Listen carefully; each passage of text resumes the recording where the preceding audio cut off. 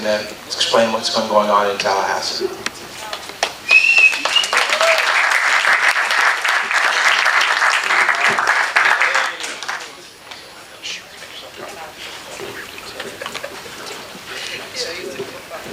Thank you, Kurt. Thank you. Good evening, folks. Dwight Dudley, State Representative for District 68. It would take all my time up here to describe the district. Some of you are in the district, some of you aren't. It's a little dicey downtown here. You know, it's a little carved up. But let's get straight to it. I'm the third oldest of 9 kids. Grew up in St. Pete, moved here at gunpoint in 1959 from Boston, Mass. Went to a bunch of schools involving St. Paul, St. Pete High, St. Pete Junior College, etc. I wasn't that saintly, but anyway, finally broke that and got to go to FSU, law school and undergraduate. Got to work in the legislature, and last semester of school, I got to do an internship, and I got to see the process and so on. And my first job was working as a legislative aide to George Sheldon back in 1980. So we're going back a few decades. And I got a job when he was elevated to committee chair, I got a job as an analyst on committee staff. So I got to do that for about 4 years. It was fun, exciting, all that, and it kind of stuck with me. And I've, since going to law school and working for the public defender's office, defending all kinds of people in all kinds of situations, I figured it's time to maybe defend the rest of the people and our interests and so on. So got off the couch and got into this. I've been back in Tallahassee for about 10 minutes. This August or November 6th, I think it was, got elected. Filed a number of bills. Some of you know that what's near and dear to me is repealing advanced nuclear cost recovery. I see some folks that have an appreciation for that. I appreciate that. The fight continues.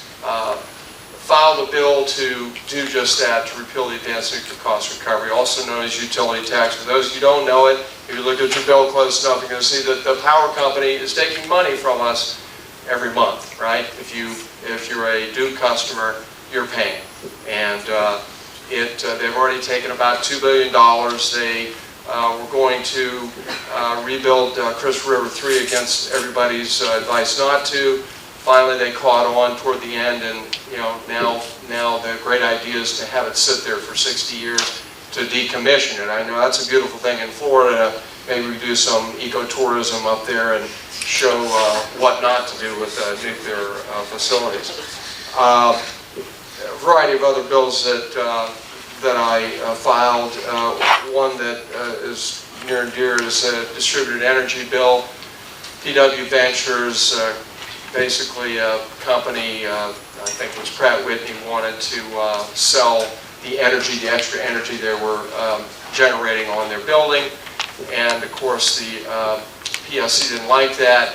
It says Public Service Commission, but it's really, I think maybe one of my bills should be to rename it to the Investor-Owned Utility Commission, because they really aren't doing very much for the public. They seem to be doing everything for the investor-owned utilities.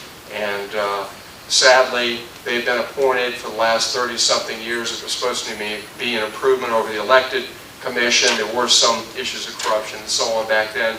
But how many here can even name one PSC commissioner? Just raise your hand. I won't make you name a name. That's not fair, Curtis. You can't raise your hand. But anybody here name a commissioner? No, because they work in anonymity, and that makes their work easier, and they can just keep giving the power companies everything they want, and ad nauseum ad infinitum. That's just how it is. And my bill was to make them elected, have them represent a region of the state. It didn't pass, sorry to say, but we fight on. We did have a significant small victory in that we were able to get a number of amendments to the floor to put the advanced nuclear cost recovery, this tax, to the people to say, let's allow the people, let's have a referendum and allow the people to decide whether or not they want to be taxed for things that might never be built and shouldn't be built with, or the money shouldn't be taken from us in the first place. We're ratepayers, we're not investors. And so anyway, that failed sadly. It did fail, yes, overwhelmingly failed, but we have everybody's name on the board who voted for and against it. That's a wonderful thing, and we can look into that some more. There were some bills that passed that I co-sponsored that I was happy about. The EBT bill, it restricts the use of food stamp cards at casinos, liquor stores, and topless clubs. It just seemed like a basic common sense idea. Crazy, thinking wild, stuff, but maybe we need to have the food feeding the people that need it. Oral cancer medication. The HMOs, insurance companies, wouldn't allow payments for oral cancer medications for a number of years. This bill that I was fortunate to be able to co-sponsor now mandates that oral cancer medications have to be paid for. You can have them at home. Before it was just mostly injectable medications that the insurance companies and HMOs would pay for. Now they're compelled to do it for the oral medications. You can get treatment sooner and be at home as well. Restricting gun ownership, another wild idea. Somebody who submits themselves for voluntary hospitalization because they're mentally ill sometimes maybe shouldn't be able to go out and buy a gun. And that bill passed, fortunately, and so it creates a little reasonableness in the issue of gun ownership. FDUPTA for veterans. FDUPTA is the Florida Unfair and Deceptive Trade Practices Act. If you steal from a veteran, you trick a veteran, whatever, you pay a higher penalty. The civil damages are higher. The sad thing about the FDUPTA bill in Tallahassee this year was that a legislator from the Panhandle decided it would be a good idea to eliminate attorney's fees. So eliminate attorney's fees and make a more cumbersome form that individuals had to fill out in hopes of going against a car dealership or whatever if you were ripped off. And that just further complicated the process of being able to have redress in court, because you have to go through this written petition first that they, and hold your tongue just right when you fill it out in order to see if it qualifies first, and they have 30 days to act on that or whatever. But it's a restriction or reduction of the redress that citizens have in recovering, what's owed them in a bad deal when you buy a car. I helped sponsor an economic development bill, co-sponsored that to have expedited permitting for manufacturers to increase jobs. Co-sponsored a bill regarding natural gas to give incentives to people that were trying to replace their fleets with, instead of using dirty diesel, to allow them to have natural gas. In the city of St. Pete, there was some councilman, I can't think of his name anyway, he got this, has this great idea, and I actually got the idea from him, about compressed natural gas. I think in St. Pete it's compressed methane gas, and we're supposed to, I think, save about $5 million doing that. But that's a great thing, and so now there's some incentives for people that want to replace dirty diesel trucks. Apparently, it would take about 200 of the natural gas trucks to equal one dirty diesel truck, so it's a great thing in terms of carbon footprint reduction. Cyberbullying, co-sponsored a bill to require school boards to pay attention to these issues where kids are killing themselves and after they receive horrible, computer stuff, pictures, and without the gory details. We also reduce the hours of massage parlors. Find that massage parlors that are open into the wee hours of the morning very often have, prostitution, and they're sort of fronts for criminal enterprises. Great bill that passed, House Bill 277 that I co-sponsored, concerned ad valorem exemptions on renewable and alternative energy devices that you put on your home.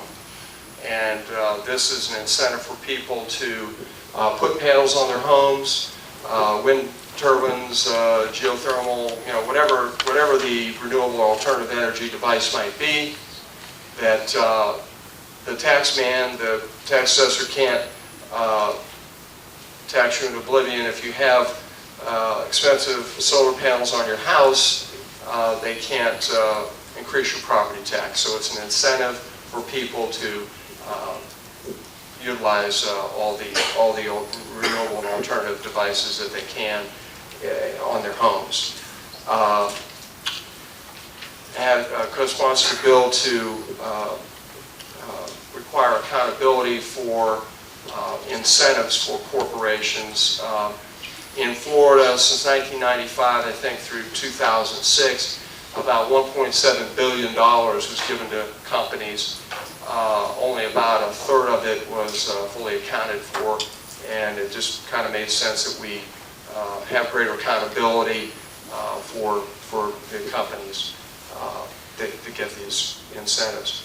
I think digital domains stiffed the state for about $20 million. They got $20 million. That's kind of one of the most recent examples. But $20 million gone, no accountability, no repercussions. They're attempting to try to recapture some, but good luck to them on that. Law enforcement and their families. Another bill to exempt them from public records, so there can't be reprisals against police officers and so on, and their family members. This is a crazy bill that you'd be shocked to know maybe that a rapist prior to this legislation would have the right, could assert parental rights to their offspring and cause great additional pain to people. Fortunately, just a basic common sense idea to terminate the parental rights of a rapist. Some of you look pretty astonished that law didn't exist already. I was astonished that it didn't exist as well. Campaign finance. I can't tell you anything good about that because they double the amount that they allow people running for office to get. And they created an incumbent protection plan by allowing incumbents to carry over, at least in state races. I'm not talking about city council or mayor's races or whatever. But to allow $20,000 to be carried over by, in state races, state house and senate races and so on, which seems to be an incumbent protection plan. Everglades restoration, $32 million annually for the Everglades.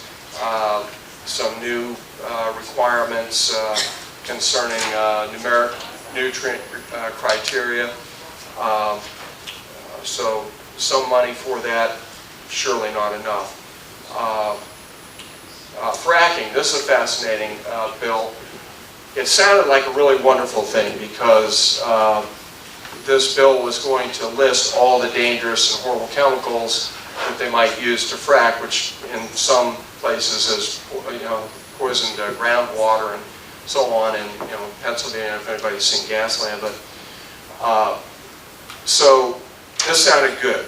They're going to do something good, list all the dangerous chemicals. We'd see what was there, and so we voted for it. And then the very next bill was exempt all the chemicals that were going to be listed on the website, and those would be exempt from public records reporting. And so we, it was a proud moment. We banded together. It was a bipartisan effort, and we were able to kill that. So I was very happy about that. That was a shining moment, a happy moment. Some things that didn't get any play that needed to, internet sales tax, in order to kind of level the playing field and allow local businesses to be able to compete with the Amazons and the other companies that do so much business only fairly. Brick and mortar folks should not be put at a disadvantage. So, but that didn't go anywhere either. ALF oversight didn't get anywhere. Some of you are probably thinking about a stand your ground. That is existing law, and I'm sure we're going to see a lot of action on that next term. Some of the bills that I'm looking at, I just learned the other day that when I called the cell phone company, that we had locator service because I have 3 teenagers, right? So we had locator services, like the NSA, we're looking for kids, and where they are and what they say and whatever. Not what they say, but at least where they are, because they don't call back. In fact, I got some business that way after this immediately. My wife's out of town, so I'm holding the reins. Okay. So we have 3, 19, 16, and 15. And my wife's on an audition to go into NOLA to hopefully get a part in the movie. We hope, anyway. It's been a little while since she's done that. They're kind of hard to get. So anyway, I called the company, or my wife actually called the company and said, stop that locator service. It's really not working out that good. I don't know why, but maybe we didn't need it. Our kids are so good and call in all the time. Anyway, not so, but I'm exaggerating a little bit. So I learned firsthand that the companies now, she told them back a year ago, and so we saw it on the bill, and I was like, oh my God, they've been billing us for a whole year. We've paid them all this money. What in the heck is going on? So I called them, and that little brief conversation turned into about 50 minutes, and I'm asking them, hey, as a lawyer, I can't bill people for services I don't provide. As a doctor, or how about a plumber sending you a bill every month that you pay, and you think you got service and you didn't, or whatever. It's just kind of fundamentally wrong, right? Well, they don't see it that way. The rules are now that if you're not scrupulous and you're reading the bill, if you don't break out the magnifying glass and you miss some of the fine print and they tag you and steal your money, they get to keep it, except for 3 months. So they inform me, oh great, we're going to work this out, Mr. Dudley, no problem. We're going to send you the 3 months, no worries. I said, wait a minute, it was 12 months. Well, we know that, but we get to keep the 9 because you didn't catch us. Is that astonishing? I don't know, is anybody else astonished? I'm astonished by that. I'm still astonished. It's amazing. And it's not just my phone company, which is Sprint. I used to like Sprint. Apparently, I spoke with a Verizon executive, they do that too. And they told me that's their policy. I thought, wow, that's a really bad policy, and kind of complained loudly to her anyway. So we're looking at maybe some FDUCTA, whatever it takes. I mean, they should be able to steal money like that. That's, obscene. But it is how it is, and it's going to take the people in all these circumstances and all these issues to put the pressure on those that are serving to make some of the changes. And I don't have a monopoly on great ideas. I know that great ideas come from you, and I appreciate your participation. I appreciate you being here tonight. It says a lot. You're so interested in your community, and everybody offering themselves for public service is a great thing to see. And we have a vibrant and wonderful city, and I appreciate serving. I'm honored to serve. I want to continue the fight, and am open to your suggestions and ideas to do a better job and to address whatever issues are crucial to you. So thank you for the opportunity to address you this evening. And I'm happy to take some questions perhaps, or... Yes, Kathy. Right. The representative. Dwight. Dwight, yeah. So, thank you for all your environmental work this year and other work. We're very Appreciate it. the advanced recovery and all that. I was disappointed with the passage of HB 999. Next time we'll talk about those things, because that was a terrible bill for the environment. And the governor, of course, signed it, which, among other things, reduces the ability of local governments to have permit review over some pretty egregious projects. So, but what I was going to ask you, now the governor's allocated $10 million for springs protection, and nobody said yet what's going to happen with that. And, we had a springs task force that, Jeb Bush actually instituted, which the governor got rid of. I would love to see... You mean Governor Scott? Yeah. This current governor. Sean. I don't like to say his name, because the lightning might strike or something. But the building could collapse. Is it possible to put something forward to recreate and reinstitute that Springs Task Force, and at least to have some sort of a citizen stakeholder, science policy group body to take a look at that? Thank you, Kathy. You're so eminently, qualified and well informed on these things. It's your passion, and I know that. I would appreciate you sharing it with me, and please come see me. I'll come see you. I want to be more informed. That's not my area of expertise, but I would appreciate your input, and anybody else who has any particular expertise or passion on any particular issues. Thank you. Thanks for what you're doing. Thank you, Kathy. Yes, ma'am. Is there going to be any movement at all on receiving money for Obamacare? I didn't mention that because I don't want to get everybody depressed or sad or whatever. I mean, some of you anyway, but here's the deal. It doesn't look to me, it seems so, in the House anyway, sad and blatant. I sat on the PPACA committee, the Patient Protection Affordable Health Care committee, and it was it was a lot surprising. It was very disappointing. It was frustrating and upsetting in that in the Senate they had some very bright, intelligent, renowned people presenting on Medicaid expansion. They had the guy who was the architect, Jonathan Gruber, with the Romney Care plan, and later worked for President Obama on Obamacare, and did a great job talking about all the positives and some of the concerns they had with it, and so on. Joan Alker with the Georgetown study. They had a whole bunch of people. I can't remember all the names. There were probably 8 or 10 people that made presentations. In contrast to the House we had some people, a guy from the James Madison Institute that has links to the Koch brothers, and I don't know, just some folks that didn't have much good to say about any of the ideas of trying to treat the 1.2 million people in the state of Florida that have no insurance, the working poor and poor.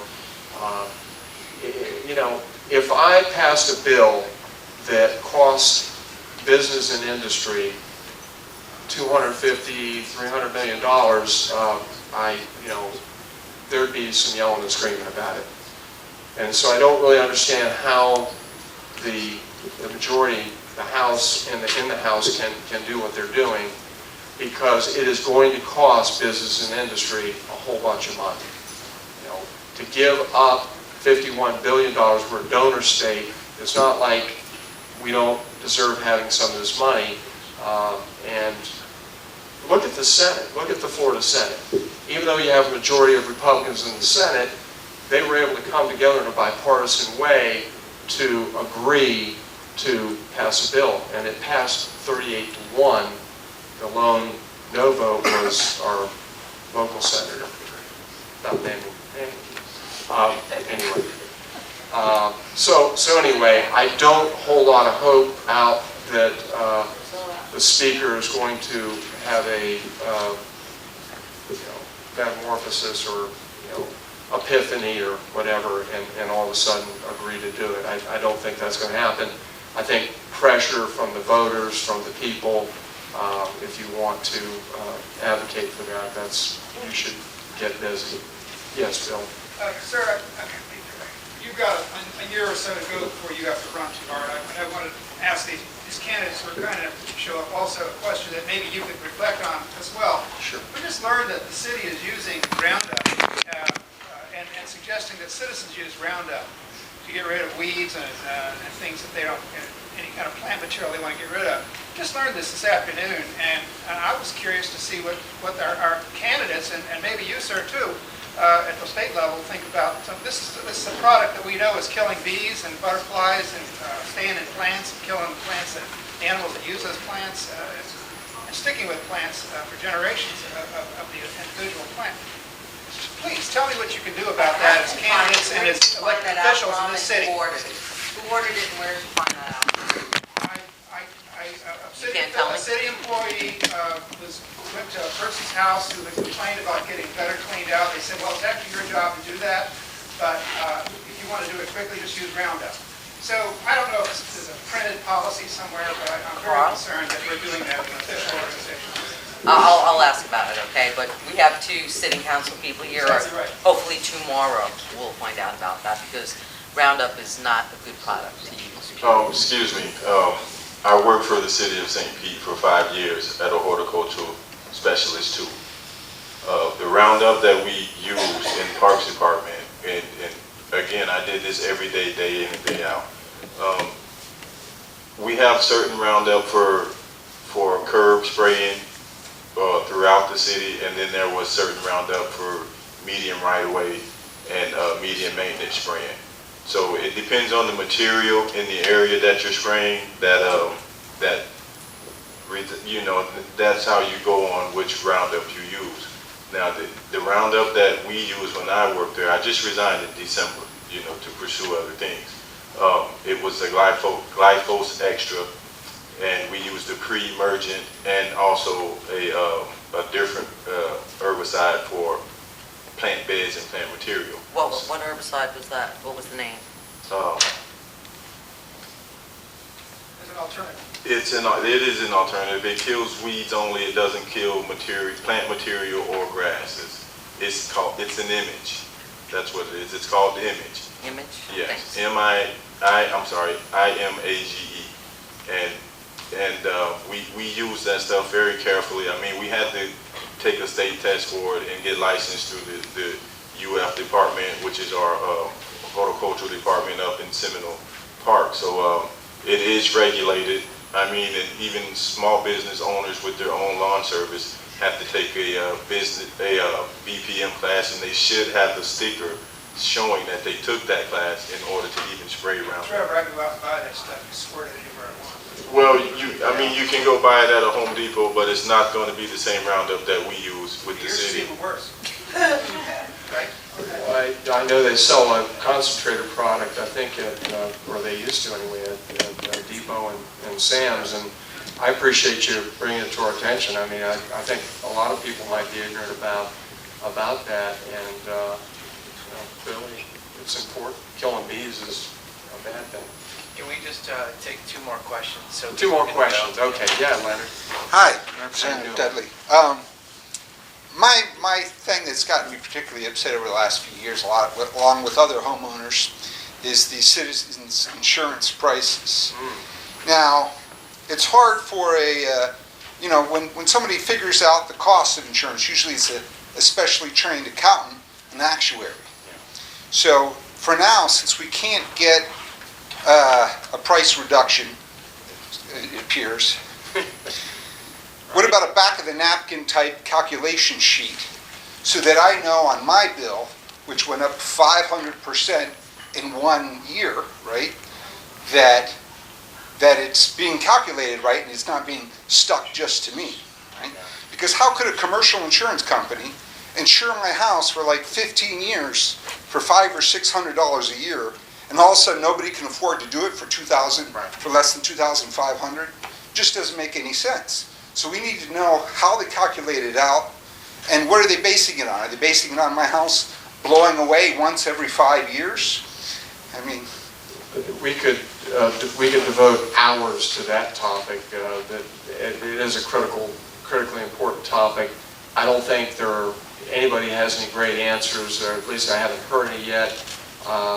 Mike Fasano sits on the floor just in front of me. He's a super advocate, and I appreciate some of the work he does, particularly with insurance.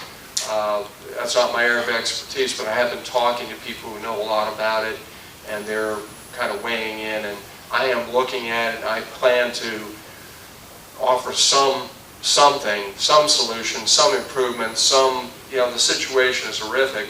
And the scariest thing about it is the whole plan with Citizens is they're trying to up the rates, and they are, astronomically, so they can up all the rest of our insurance as well. They don't want Citizens, the whole game plan is that Citizens is underpriced, and the commercial, the other companies are unhappy that Citizens exists because it's, cutting into their action, and they're not making enough money, and they can't hike their prices as high as they want, and so they want Citizens to have a jacked up, much higher price, and it's not good for any of us. Whether you're the last 10 people that have State Farm or Allstate or whatever.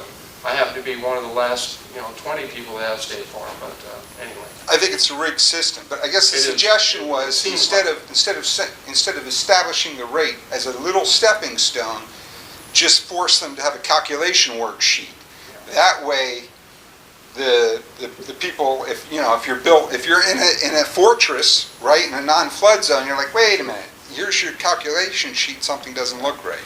Well, just briefly, one of the things they've done is, particularly, if you live in the Northeast neighborhood, is they are giving astronomical replacement costs and acting like you have to use old methods to rebuild with, like wood lathe and plaster, which is so much more expensive than maybe just drywall and, an easier, quicker, far less expensive than that method. But yeah, there's plenty of work to be done in that, and I am going to delve into it in a serious way and try to get some answers, because we've heard, one of the ideas, I think Charlie Chris was talking about it, if you're going to sell insurance in the state of Florida, you should be able to just cherry pick and just sell health and health insurance and car insurance. You should be restricted from doing it. I think some effort was made in that vein, and it obviously hasn't changed anything. That didn't happen, so work remains to be done. Yes, sir. A question. You and other politicians keep calling Obamacare. Is that a code word? Because it's affordable health care, not Obamacare. Well, actually, You and politicians keep using the code word. well, it's not a code word to me. I think the president refers to it as Obamacare. So it was. Politicians keep saying that. Well, I am appreciative. Let me just tell you, so you know for sure, and that I'll say this publicly, that I am a fan of the president.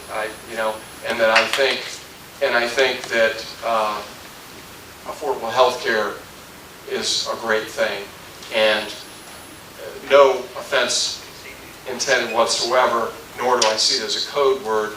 I believe that the president is taking credit for his plan, that he is proud of it.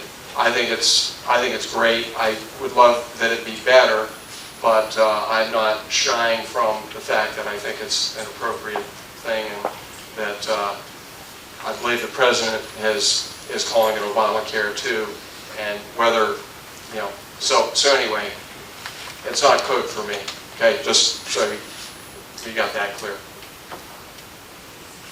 I hope you're not offended by that. It sounds like you are, and it's certainly not intended as being offensive. It's just you politicians that we elect decided that the average citizen shouldn't have the same insurance as politicians have. Well, no, I think you should.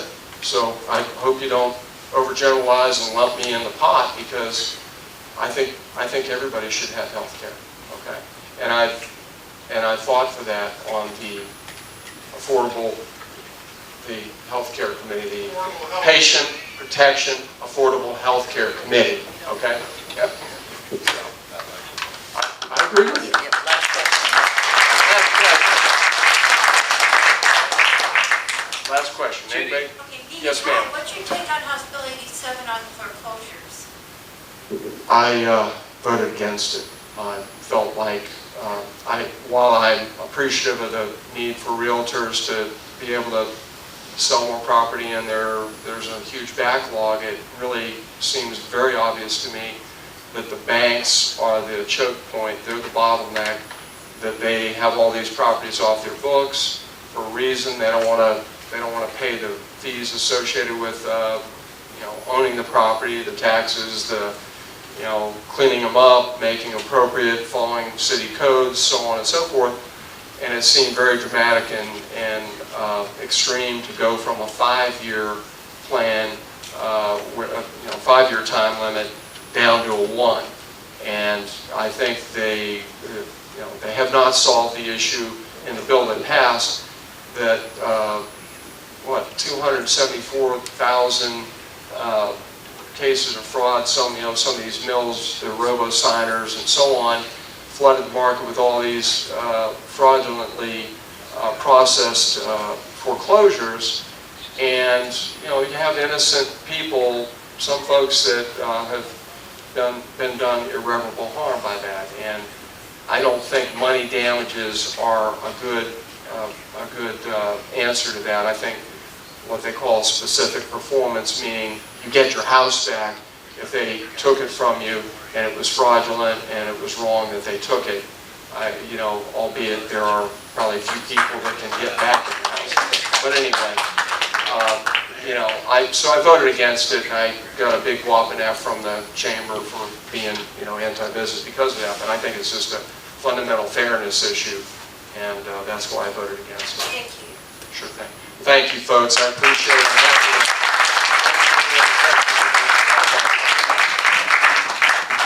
Yeah, please give a big round of applause to all these politicians, leader voters, and all of the volunteers who probably let the rest of them vote at this point. Feel free to run away if you want to.